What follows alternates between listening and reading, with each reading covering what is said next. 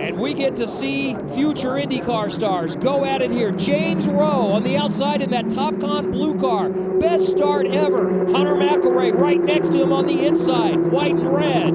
They are lined up perfectly. Back on the main straightaway. Waiting, watching. To cross the yard of bricks, we are green at the Indianapolis Motor Speedway. McElroy gets the jump. James Rowe tucks in right behind him. Foster is going to swing out. Pearson looking for room around. Rowe thinks about the outside. McElroy maintains the lead. Foster in third, right behind Rowe. Jacob Abel and Kiffin Simpson fighting for position there. That red and white Abel construction car gets the spot. It's our championship leader, Christian Rasmussen, missing that second part of the chicane in turn 6. This is coming. There you go. We are told they are reviewing a shortcut for the 6. That's the championship leader, Christian Rasmussen. So a lot happened on that one lap. And here is Rasmussen, championship leader, with a run down the front straightaway. Working on Josh Pearson. This is for 8th. Foster has gotten around James Rowe for 2nd. Can he hang on to it? He can. It was a late pop, but he was able to stick it on the brakes, steal the inside. Here's McElroy. He's gapped it back up a little bit again on Foster. Back up to a good, I'd say, 3 to 4 to 5 car lengths for the moment. And I wonder if they're running a little different aerodynamic package, if maybe Louis Foster has a little less downforce, is faster down the straights, but not quite as quick through the corners. You know, that'll also slide the tires a little more, maybe take a little life out of them towards the end of the race. Let's hear what the driver chasing down the leader, Louis Foster, is saying right now. Where is Foster on me? So far it looks like turn 7 and turn 12. 124 to 123 push the pass. Okay, cool. What can you do with that in the middle of the race? You see where he's faster than you. Turn 7, turn 12. How do you make that change? And there's major contact there for Victor Franzoni in his return. Yeah, that's coming through turn 1 under the brakes. That is in the runoff. Looks like in a fairly safe area. He is way out of the racing line. Hopefully this means we're able to stay green. I can see the AMR safety team going to look at that car, but it's likely we stay green because that's far enough out of the way. There's enough damage. He's not getting back. You know, it's all the way in IMS turn 4 up there on the oval. That looks like a mechanical failure. Gets on the brakes and the left front just... Oh, you can hear that. Yeah, and all of those marks on the track, that left front is just on the ground. I don't know if there was contact or curb strike or something ahead of time, but that just looks like, and you know, a little like Simon Pagenaud's crash at Mid-Ohio. That's very scary. Fortunately, there's paved runoff. He could just run it way out onto oval turn 4 and let the car slow on its own. And there's a big train essentially from 6th, all the way back to about 13th. Here it is again, just a little bit ago for 6th. Kiffin Simpson, just a slight lockup, slides outside. Nolan Siegel able to get it down to the apex, get past him. And it's very subtle with that left front grab. That same tire that he flat spotted earlier, wanted to grab, and we've got, looks like a problem for Jagger Jones. Jagger had some real throttle issues, I think, in practice this morning. Did not run a lot of laps, had some mechanical issues. And when you've got a frenetic Friday, as I talked about, any issue like that just compounds and hurts so badly. Right here, heavy braking into turn 7. This next section, big flow section. 7 on the left, 8 to the right, 9 to the left, and 10 to the right. A lot of exit. Really important exit here because you can sneak a pass. And Hunter was late to the throttle there, really struggling getting the power down, getting the car to turn, it looks like, as they head out and up into turn 12 here. You can sneak a pass into 12, but it's not a primary zone. This exit of 13 is really important. Hunter has consistently been really good out of this corner through turn 14. This corner has, you can see him working his hands. I love white gloves. You can see how busy those hands are as he works the car. Driving, pulling away from him there. Nice forward. Yeah, back-to-back good laps, both a couple of tenths faster than Louis Foster. And that gap, which was down below a half a second, very briefly is back up to 8 or 9 tenths of a second. Hunter McElroy has the right to defend, gets to the inside, holds the inside line. Is Louis Foster going to try and sneak a move somewhere else as well?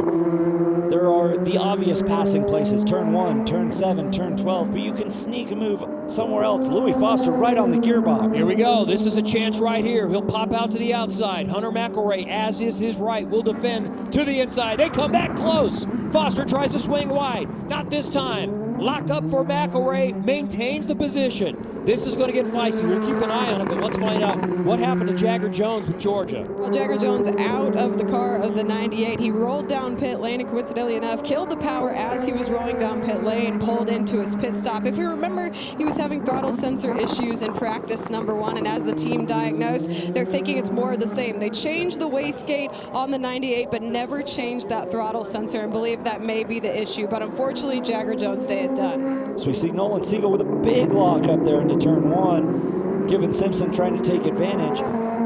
But as a driver, I don't think you're thinking championship. I think you're thinking race win. Hunter McElroy really wants that first win of the season. We're hearing Louis Foster has 10 more seconds of push to pass on Hunter McElroy. That can play into things. Giffen Simpson is going to try to make a move on Nolan Siegel here, and Simpson will get him on the right side of your screen. The left side, you see a Siegel lockup. That's a big lockup. That's a big lockup, Kevin. That's not a little lockup. That's a big smoke signal out of Nolan Siegel's left front. And now Christian Rasmussen thinking he could take advantage of that as well. Great job. And Hunter McElroy was way wide on the brakes in 7. Louis Foster, he's going to sneak it inside. That's going to come to blows. He got out of it just in time, but the fight will rage on. Right there, nose to tail. And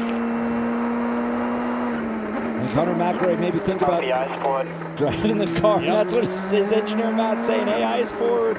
Let's worry about getting the exit out of 13 here. His next pass, next chance to pass. I thought Louis Foster might sneak that move into turn 12, but turn 10, he thought, I'll try and have a go at it. Has Louis Foster got a problem here? Ernie Francis has gone around. Can he keep it going and avoid the caution and stay green? He will. Louis Foster has lost a lot of ground down that front straight. I wonder if he has a problem or if that contact. He said he has damage. At first I wondered if maybe he just hit the brakes to try to avoid from totally turning his teammate, but maybe there is damage. That left front's folding under. There's suspension damage on that left front. Something loose. I bet the camber block is loose. That's the part you can adjust shims and it sets the tip in and tip out of the tire.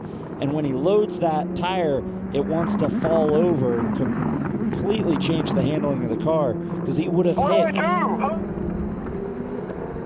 You can see how it pulls out and almost.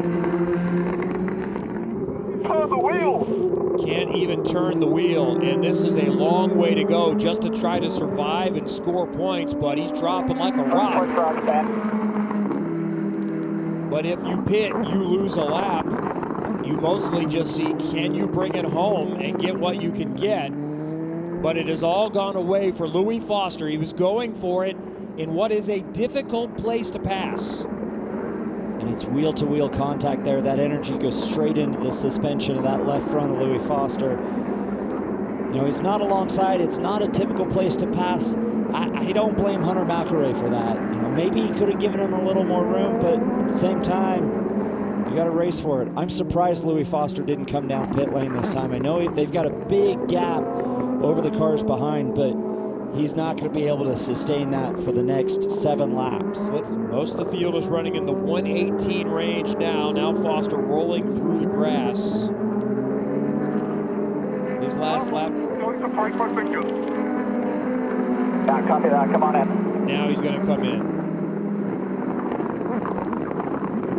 And with some more experience in these cars and things like that, I think he'll understand next time when he has a contact like that and the damage is that big, he'll call in and say, I got to come to pit lane, the damage is too bad, and mitigate some of that time loss.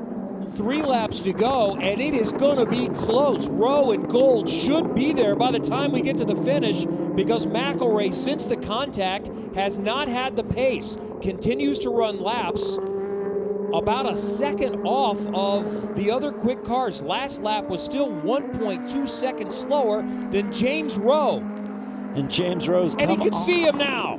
Can he pick the pace back up after limping since the contact with Foster? Rowe looks to the inside into turn 1. He locks up. McElrea holds him off. There's going to be one more big passing zone for a win at the Indianapolis Motor Speedway. McElrea back up by 3 car lengths. This exit will be so key for Hunter McElrea to keep James Rowe behind him. Be smart and you'll be fine. 5 back. So his engineer Matt really coaching Hunter McElrea. Hey, just be smart, stay calm, you got time. This is the last best spot, but there's still a chance into turn 12. Hunter McElrea just have to get that car cleanly through these switchbacks of 7, 8, 9, and 10. If McElrea can hold on to this will be a masterful performance. He's been waiting for a win for a year, trying to break through, trying to stay in the championship fight. The car appears to be wounded. It looked like Rowe was going to be able to catch him. Just a couple of more corners to go. Rowe is 2 car lengths back, looking for his first win at this level. McElrea looking for his first of the season. Final corner, back on the main straightaway. Hunter McElrea has held him off. McElrea has won at Indy. Masterful drive by Hunter McElrea, absorbing that pressure from his teammate James Rowe, absorbing the pressure and the contact from his teammate Louis Foster, coming home with his first win this year. He said qualifying on pole felt like a win. Now he's done it and will stand on the top step of the podium here at the Indianapolis Motor Speedway. Hi folks, Lee Diffie from NBC Sports here. If you truly enjoyed what you just watched, you can get more news, interviews, and highlights by subscribing to the Motorsports on NBC YouTube page. You can get it all, so go for it.